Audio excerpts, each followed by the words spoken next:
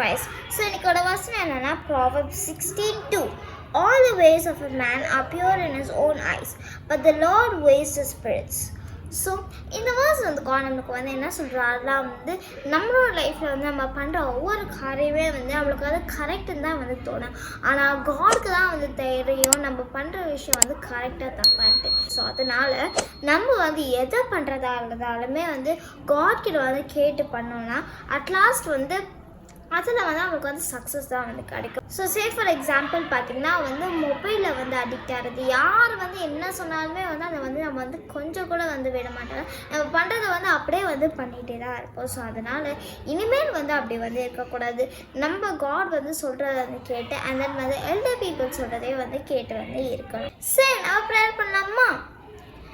ஏசப்பா நான் கொடுத்ததுக்காக நன்றி.